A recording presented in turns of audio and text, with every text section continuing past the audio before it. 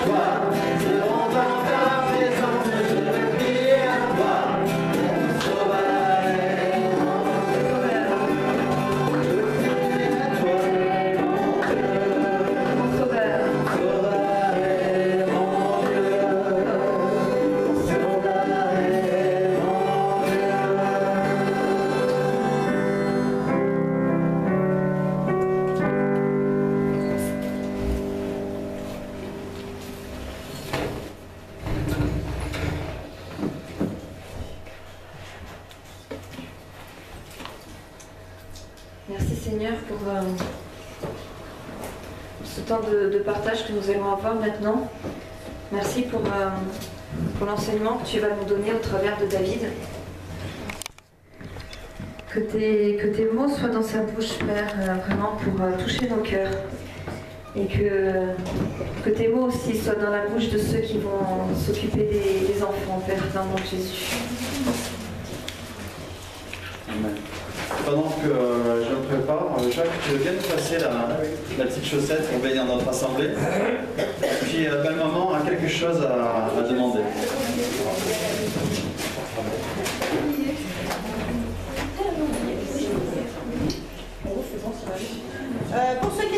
dernier, j'avais reçu que le Seigneur est au milieu de nous et le Seigneur vous disait recevez ce que j'ai à vous donner. Et donc ma question, c'est juste un petit sondage pour savoir s'il y en a parmi vous qui ont reçu quelque chose. Non? Oui? Moi j'ai reçu quelque chose de ce matin. C'est le sujet de la prédication que je vous amènerai dans 15 jours. D'accord. Voilà. Oh, voilà. Je m'inquiétais beaucoup pour ça et puis voilà, c'est vous. Et ben voilà. Bon, moi j'ai reçu dimanche après-midi pendant la sieste quelque chose de faux. Et j'ai dit mais je veux savoir, je ne demande pas qu'on me raconte, hein, je veux juste savoir si les gens ont reçu. Voilà, c'était mon sondage. C'est ce que j'ai reçu. J'aimerais bien remercier le Seigneur. Gérard n'est peut-être pas bien en forme, mais qu'il a permis le voyage et qu'il est là ce matin et on est content d'être là. Amen. Merci Seigneur.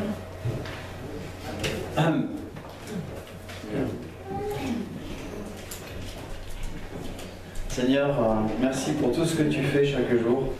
Et vraiment, j'avais à cœur de vous écrire, de vous donner un message qui nous parle de notre grand Dieu dans lequel on peut se confier. Alors, donc depuis quelque temps, j'avais envie de parler des sentiments de Dieu envers les femmes, surtout les délaissées, les mal-aimées, ou encore celles qui sont calomniées ou montrées du doigt à cause de leur foi en Christ. Mais frères, ne partez pas, hein, ce message peut être étendu à ce que vous pouvez vivre parfois aussi, et vous aussi, vous pouvez en tirer quelques encouragements, ou pour vous, ou bien des choses que vous pourrez donner à d'autres. Si vous connaissez quelqu'un qui est dans le découragement ou l'adversité.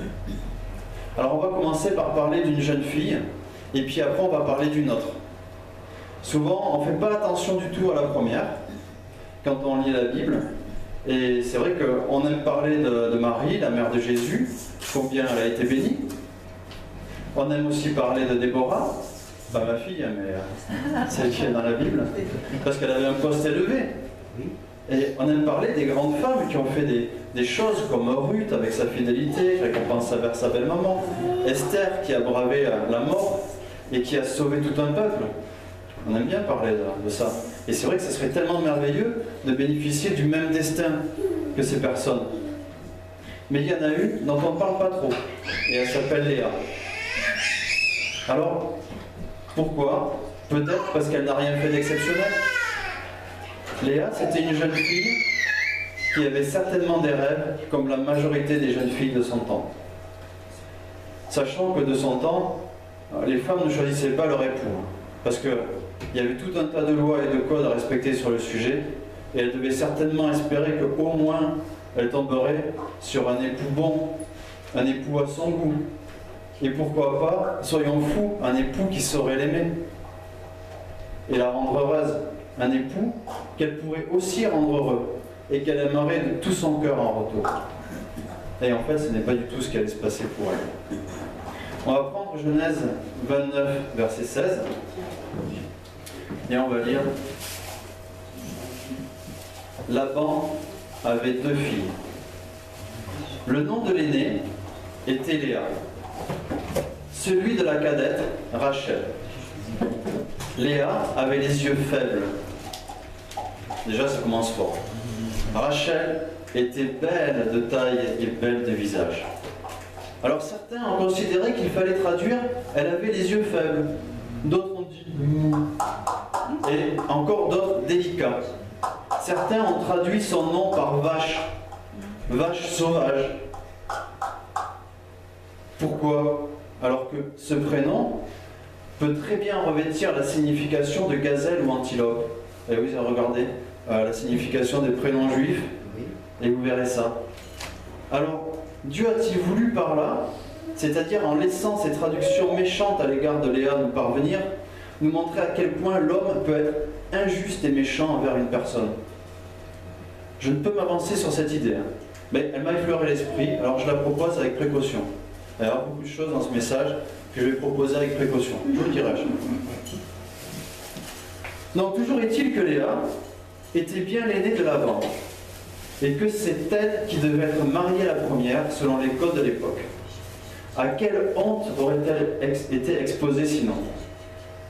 Donc je crois, c'est ma pensée, que le mari de Léa aurait logiquement dû être Ésaü. Car étant le premier-né d'Isaac, il était l'héritier de la promesse que Dieu avait faite à Abraham en Genèse 22, verset 17. Si vous voulez, je vous laisse le temps de le prendre. Et ça dit ceci: je te bénirai, je multiplierai ta postérité, comme les étoiles du ciel et comme le sable qui est sur le bord de la mer. Et ta postérité possédera la porte de ses nuits. Toutes les nations de la terre seront bénies en ta postérité, parce que tu as obéi à ma voix. Promesse, dans l'origine, se trouve en Genèse 2, verset 15, où Dieu promet à Ève que sa descendance écrasera la tête du serpent. C'est déjà par le comportement d'Ésaü, je pense, que le destin de Léa a pris une tournure qui n'était pas celle que Dieu aurait voulu pour elle. Mais Dieu n'a pas laissé les mauvais choix d'Ésaü ruiner ses plans pour Léa. Quels sont les mauvais choix d'Ésaü? En Genèse 26, 34, on peut lire qu'il a choisi d'épouser des Hittites, des femmes étrangères à la famille d'Abraham. Abraham, lui, ce qu'il voulait, c'est que son fils Isaac épouse une fille de sa famille. Et bien pour Isaac, du coup, c'était logique que son aîné fasse la même chose. Donc, et nous allons voir que c'est aussi ce que Dieu voulait. Donc, deuxièmement, Ésaü a méprisé son droit d'aînesse et l'a vendu pour un plat de lentilles à son frère cadet Jacob. Donc ça, vous pouvez le lire en Genèse, chapitre 25.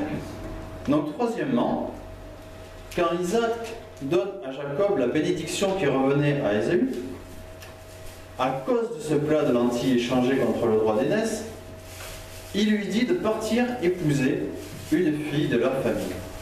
En Genèse 28, versets 1 à 9, on lit cet ordre donné par Isaac à Jacob, car Rebecca, mère d'Ésaü et de Jacob, a l'âme dégoûtée à cause des deux Hittites qu'Ésaü a épousés. En apprenant cela, Ésaü, qu'est-ce qu'il... Bon, ben lui, il comprend que les femmes hittites, elles ne plaisent pas à ses parents. Alors qu'est-ce qu'il fait? Il court épouser une fille d'Ismaël. Voilà, décidément, ben, il n'a rien compris. Et nous comprenons que Dieu ne pouvait pas se servir d'un tel homme pour son plan de rédemption, pour l'humanité. Donc, Jacob, il n'était pas non plus apparemment le mieux indiqué. Mais il allait s'améliorer avec le temps. Alors, je ne vais pas en dire plus sur le sujet, parce que c'est bien de Léa que je veux parler. Mais je plante un petit peu le décor de ce qui s'est passé pour elle. Donc, quand Jacob arrive chez Laban, lui, il tombe en amour devant Rachel. Et c'est normal, parce que si Léa devait être pour Ésaü, eh bien, Rachel devait être pour Jacob, puisque c'était tous les deux les seconds. Donc, ils devaient être faits l'un pour l'autre. Mais voici ce qui s'est passé, et je viens d'expliquer pourquoi. En Genèse 29, au verset 20, Jacob travailla 7 ans pour obtenir Rachel. Et ces années furent à ses yeux comme quelques jours, parce qu'il l'aimait. Puis, il dit à Laban, « Donne-moi maintenant ma femme, car j'ai accompli mon temps de service, et je voudrais l'épouser. » Alors Laban fit un festin auquel il invita tous les habitants de sa localité. La nuit venue, il prit sa fille Léa et il l'emmena à Jacob qui s'unit à elle. Voilà, comme ça. Alors Laban donna sa servante Zilpa à sa fille Léa et le lendemain matin, Jacob il se rendit compte que c'était Léa. Alors il dit à Laban, « Que m'as-tu fait? N'est-ce pas pour Rachel que j'ai travaillé chez toi? Pourquoi alors m'as-tu trompé ?» Et Laban répondit, « Chez nous, il n'est pas d'usage de marier la cadette avant l'aînée. Mais termine la semaine de noces avec celle-ci, et nous te donnerons aussi l'autre en contrepartie de 7 années de travail chez moi. » Jacob accepta. Il termina cette semaine-là avec Léa, et Laban lui donna sa fille Rachel pour épouse. Il donna aussi à Rachel sa servante Bilha. Alors on peut imaginer ce que Léa a dû ressentir en entendant Jacob se plaindre. Et personne ne pense à ce qu'elle ressent Et son père qui dit celle-ci et l'autre, ben, on comprend ce qu'il pense de ses filles, ce gars-là. Hein. Laban a certainement bien joué son coup, attendant que Jacob soit bien pris de boisson, fatigué, et puis après, ben, dans l'obscurité, surtout peut-être que Léa a été voilée. Que Laban ait agi ainsi, ça peut se comprendre. Mais comment est-ce qu'on peut comprendre que Léa ait agi ainsi? Peut-être que son père l'a forcé, le texte ne le dit pas. Pourquoi Jacob n'a-t-il pas souhaité annuler ce mariage? Peut-être, je dis bien peut-être, que tous les deux, Jacob et Léa, avaient bien compris que Ésaü était destiné à épouser Léa, tandis que Rachel était destinée à épouser Jacob. Et en trompant son père, Jacob devient spirituellement Ésaü, ou plutôt celui que celui-ci aurait dû devenir, et doit accomplir le rôle spirituel d'Ésaü. Une partie de ce rôle est l'union avec Léa. Leur mariage est la conséquence directe de ses propres actions et de celles de son frère, et fait finalement partie des instructions de Rebecca et du plan divin. Alors attention, attention, vous avez tout à fait le droit de ne pas être d'accord avec ce que je dis, parce que c'est une interprétation que je propose, elle n'est pas dans les Écritures, d'accord?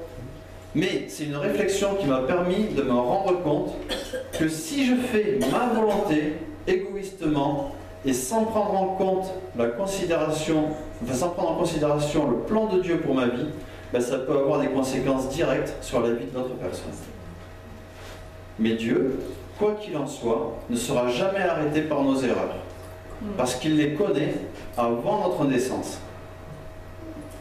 Toujours est-il que nous voici en présence de Léa, cette jeune fille délaissée par celui qui normalement lui était promis, vendue par son père d'une façon que je ne saurais qualifier, et en plus la voici mariée à un homme qui ne l'aime pas.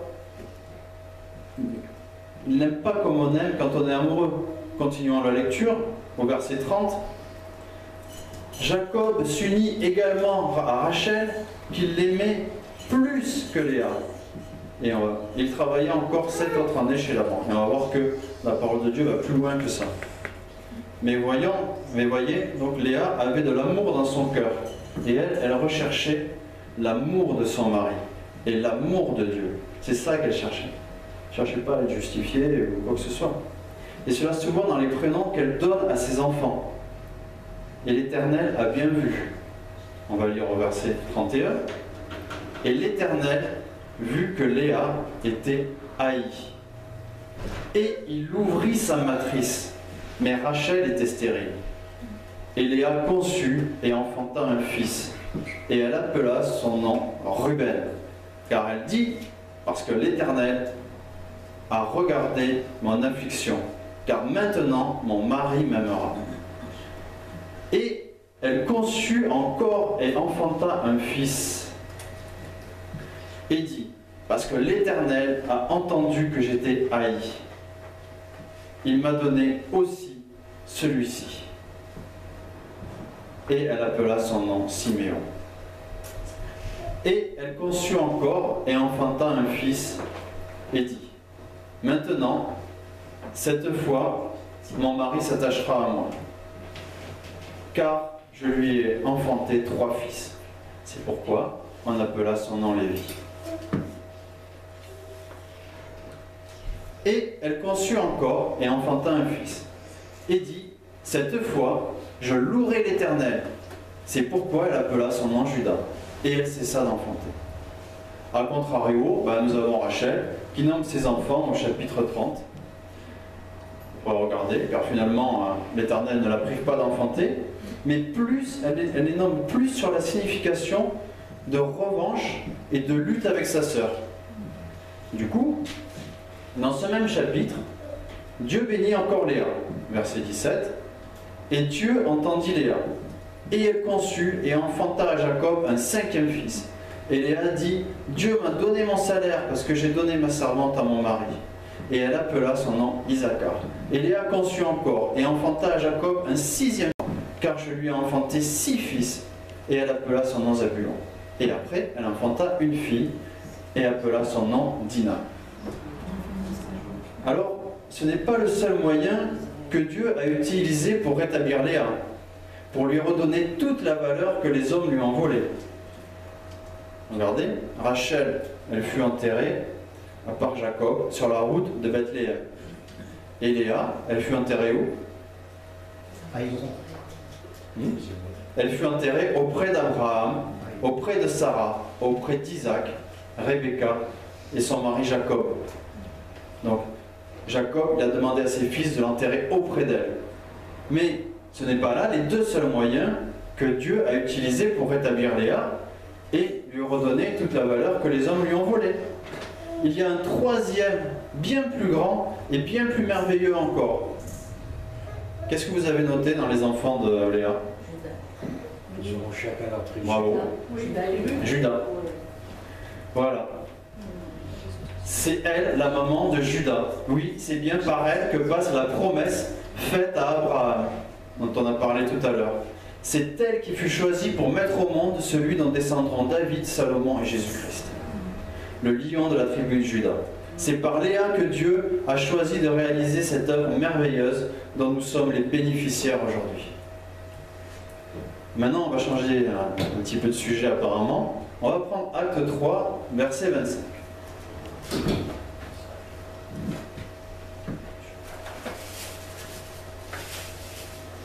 On va partir sur la promesse et le résultat de celle-ci. Vous êtes les fils des prophètes et de l'alliance que Dieu a traitée avec nos pères, en disant à Abraham, toutes les familles de la terre seront bénies en ta postérité. C'est à vous, premièrement, que Dieu, ayant suscité son serviteur, l'a envoyé pour vous bénir en détournant chacun de vous de ses iniquités. Voyons maintenant ce que nous dit Jésus et on va vérifier ensuite dans la parole si c'est la vérité.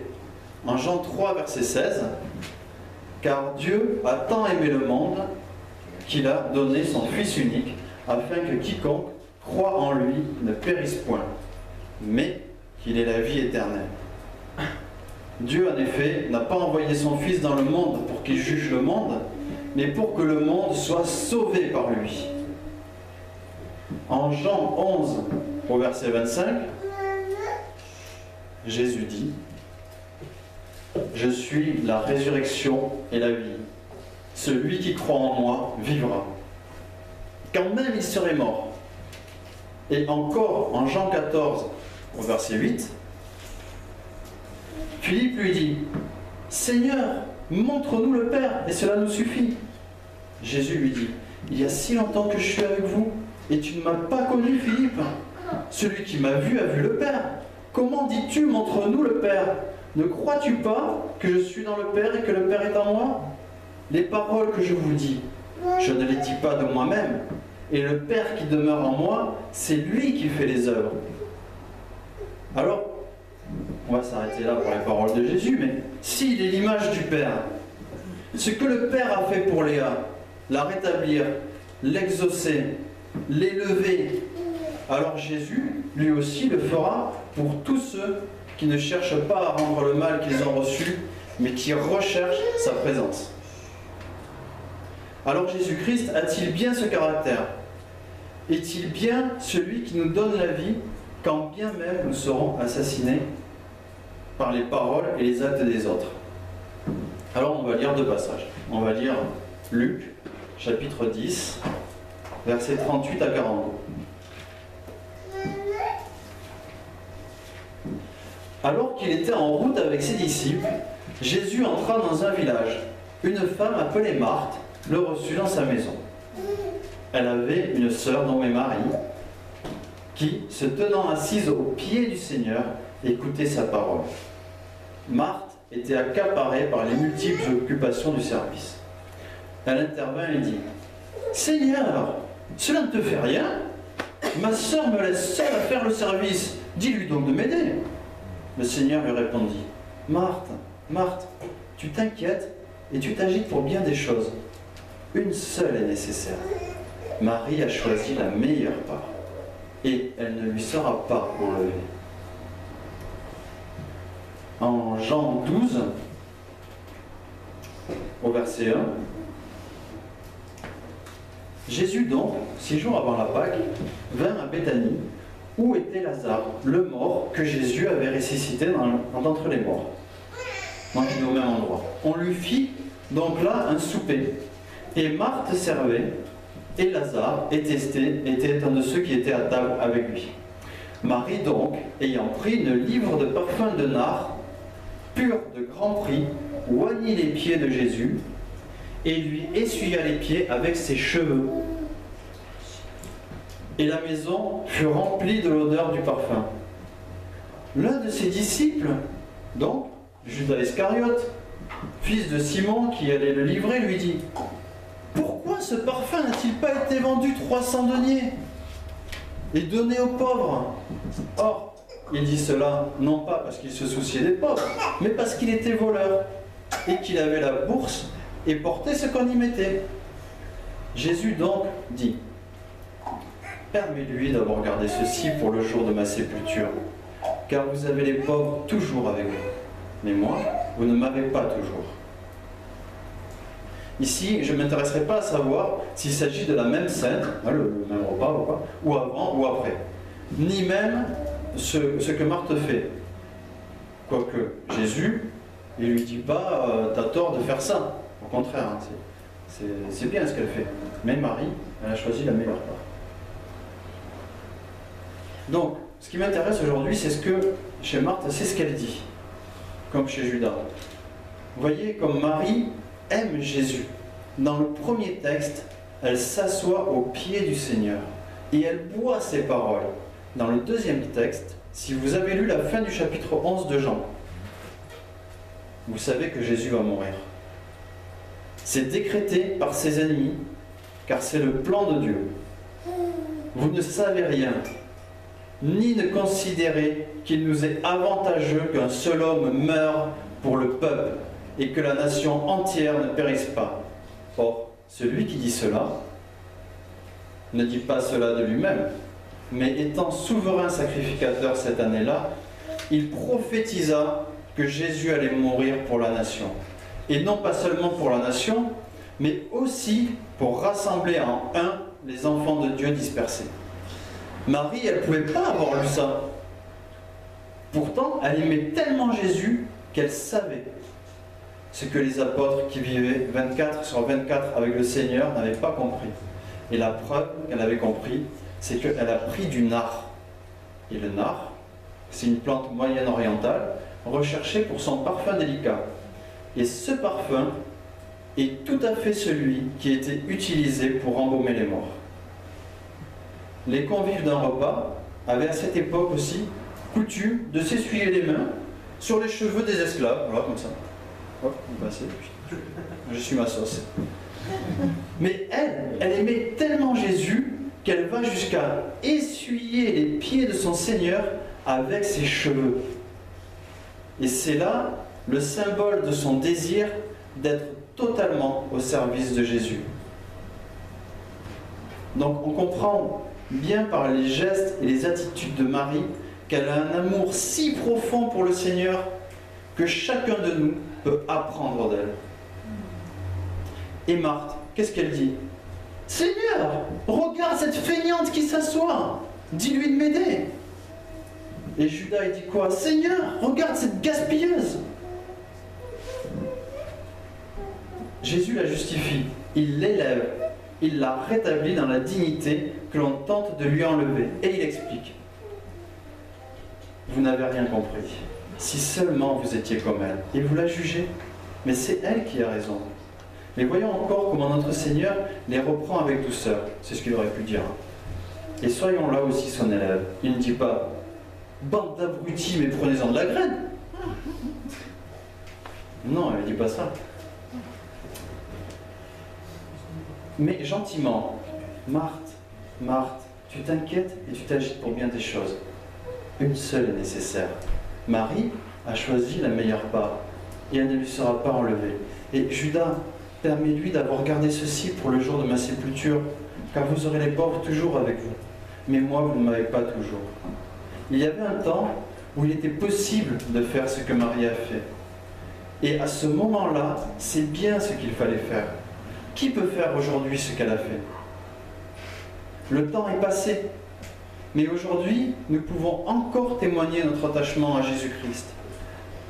D'autre façon, Mais nous sommes dans un temps où nous pouvons encore le faire. Un jour, il sera trop tard. Voyez, ceux qui aiment Jésus-Christ sont à son image. Ils sont pleins de douceur.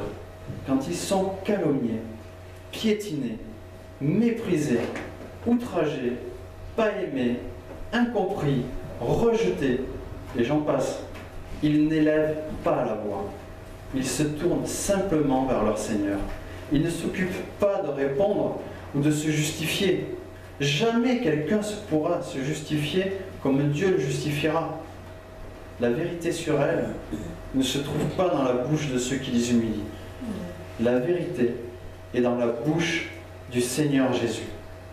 Et c'est pour cela que dans la bouche de Léa, comme dans celle de Marie, il n'y a jamais eu aucune parole de vengeance ou de reproche.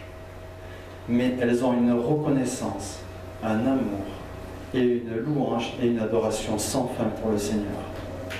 Voici le chemin que ces femmes nous montrent. Et croyez-le, ce chemin est réellement la vérité et la vie. Alors, on va prendre un petit temps de prière. On a le temps.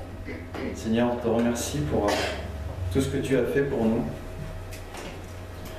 Et tout à l'heure, je pensais à des jeunes filles quand j'étais gamin, qui étaient dans le collège ou le lycée, l'école, puis il a dit aussi en avait, que beaucoup calomniaient, que beaucoup critiquaient.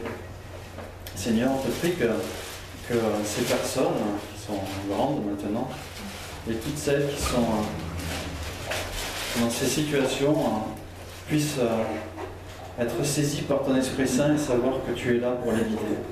Et nous aussi, Seigneur, quand on a parfois à cœur de se rebiffer contre quelque injustice, se rappeler que tu nous dis, mais pourquoi ne souffriez-vous pas quelques injustices? Et se rappeler que c'est toi, Seigneur, qui nous justifie, qui prend soin de nous et qui nous mène chaque jour dans une vie merveilleuse. Amen.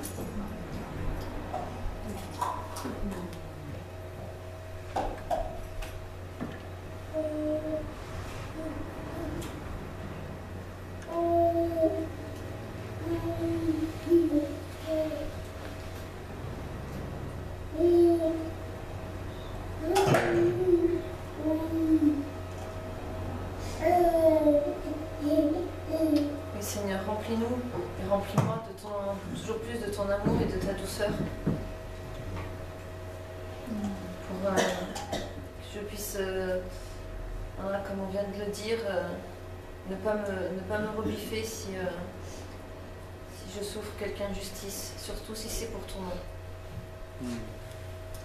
Et qu'au travers de cet amour et de cette douceur que tu vas mettre dans nos cœurs et dans le mien en particulier, que ça puisse toucher les gens autour de moi,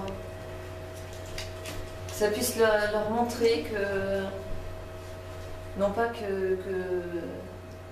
ait les têtes de Turc idéales ou quoi que ce soit, mais au contraire qu'on a quelque chose qu'ils n'ont pas et qu'ils pourront faire tout ce qu'ils voudront et que ça ne nous enlèvera pas ce petit plus que nous avons. Mais que ça leur donne soif, ça leur donne envie, Père, de comprendre ce qu'est ce petit plus et de comprendre comment avoir eux aussi ce petit plus. Que ce soit un témoignage pour tous ceux qui sont autour de nous, un témoignage et une occasion de leur montrer qui tu es et de toucher leur cœur, Père, dans le nom de Jésus.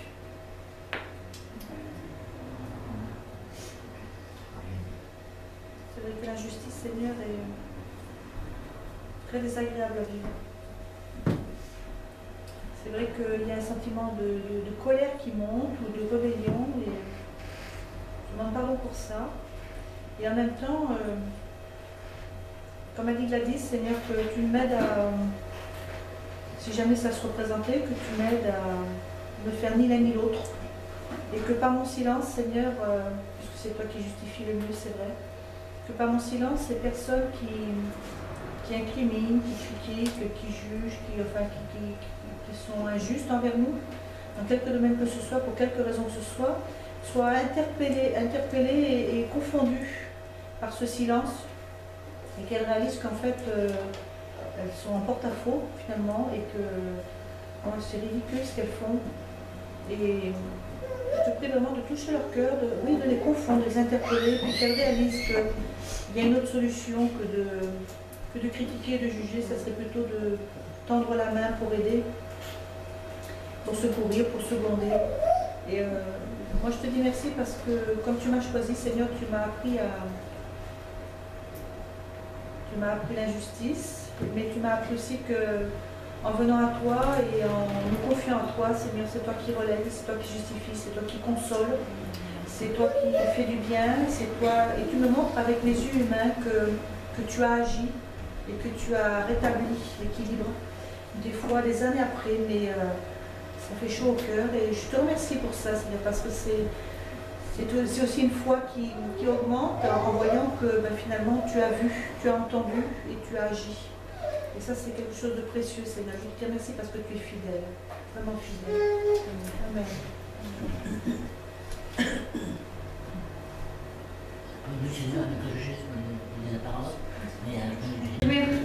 Dans la présence de Dieu. Ah non, c'est bien, Vas-y.